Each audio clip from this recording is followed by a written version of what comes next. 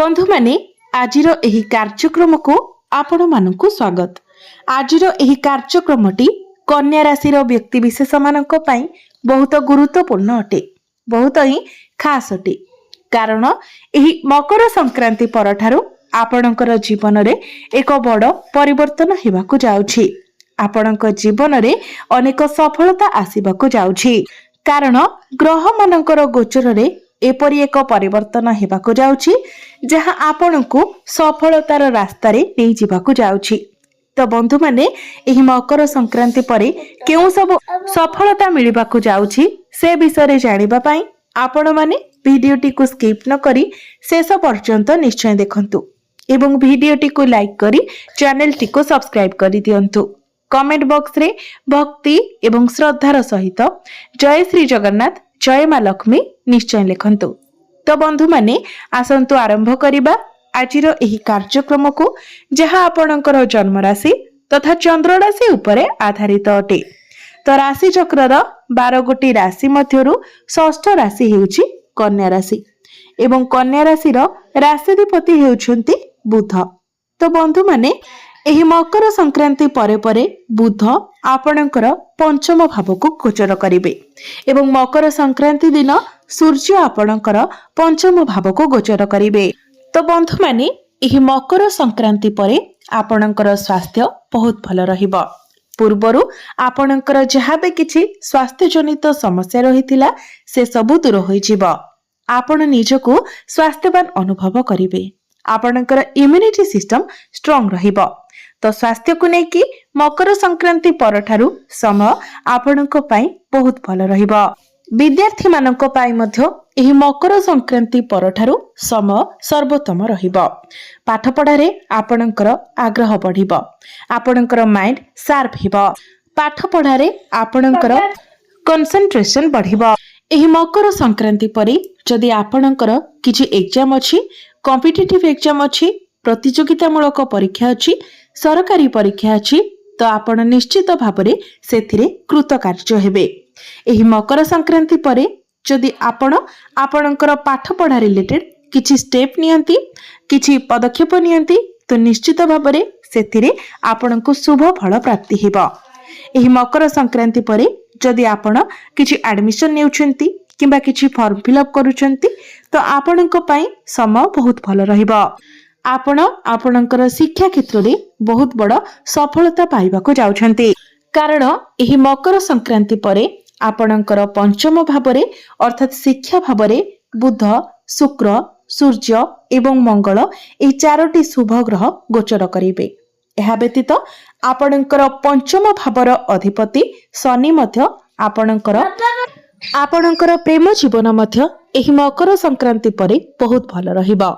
कारण आपणकर पंचम भावर अधिपति शनि केंद्र रे सप्तम भावरे गोचर करूछंती एवं आपणकर पंचम भावरे बुध, शुक्र, सूर्य एवं मंगल गोचर करिवे।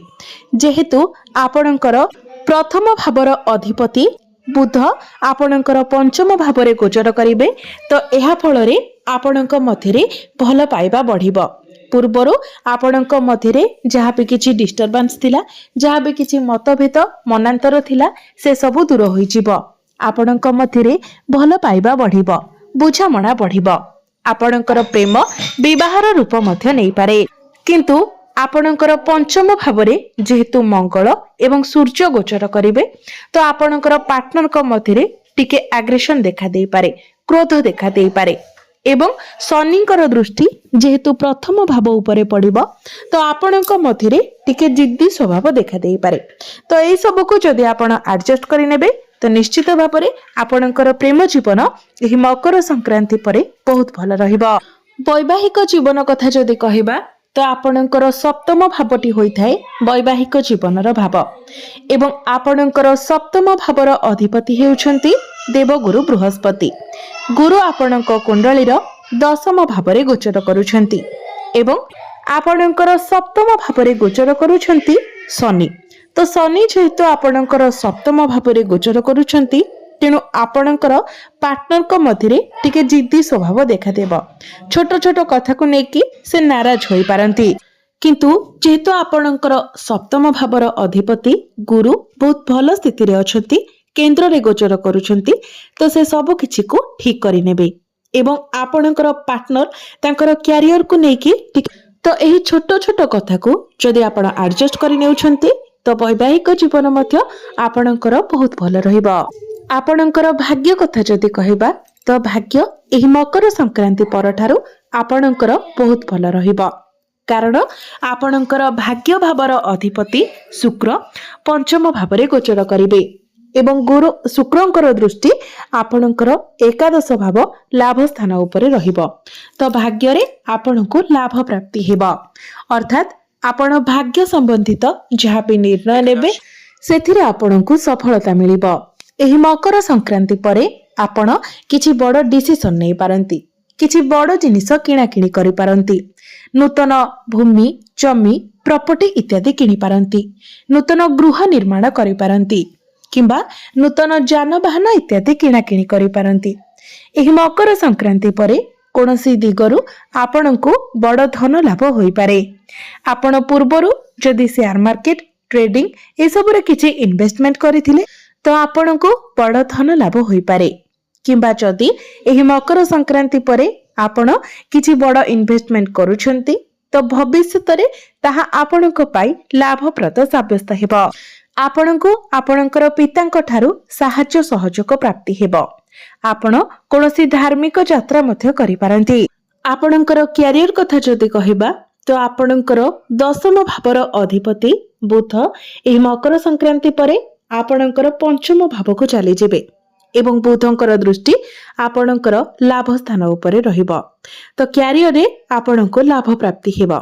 यह व्यतीत दशम भावरे जेहेतु गुरु गोचर करूछंती तो आपणक मध्यरे मैनेजमेंट स्किल भल रहिबो, आपणकर कम्युनिकेशन स्किल बहुत भल रहिबो, आपणक मध्यरे ज्ञान बढ़िबो, मैच्योरिटी लेवल बढ़िबो, आपण आपणकर कार्यर शैली को नेकी प्रशंसित हेबे।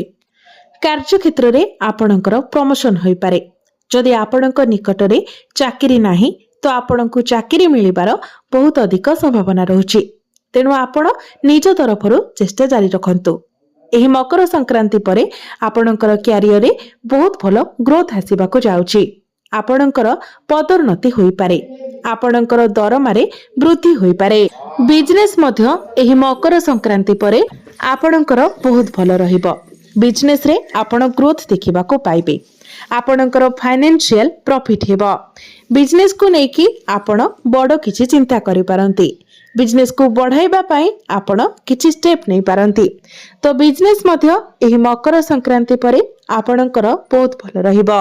एबे आसंतु जानिबा किछि उपाय किछि प्रतिकार विषय रे, जे उपाय गुडिक करिबा द्वारा आपणको अधिक मात्रा रे शुभ फल प्राप्ति हेबो एवं जहाँ सब अशुभत्व रहुछि से गुडिक मध्य खंडन होई जिवो। तो सेथि पई आपण प्रत्येक दिन बुधंकर बीज मंत्र 108 थर जप करंतु। प्रत्येक दिन आपण हनुमान चालीसार पाठ करंतु। प्रत्येक दिन ओम नमः शिवाय मंत्र 108 थर जप करंतु एवं प्रत्येक दिन आपण उदित सूर्य को तंबा पात्र रे जलार्घ्य अर्पण करंतु। प्रत्येक बुधवार दिन आपण गोमातांकर सेवा करंतु। गोमाता को सबुज चारा खाइबा को दियंतु। निश्चित भाव में आपण को अधिक मात्रा रे शुभ फल प्राप्ति हेबो एवं जहाँ सब अशुभत्व रहुछि सेगुड़िक मध्य खंडन हो जिवो। तो बंधु माने आपणकर जीवन मंगलमय हेउ, एहा ही ईश्वरंक निकटरे मोर प्रार्थना।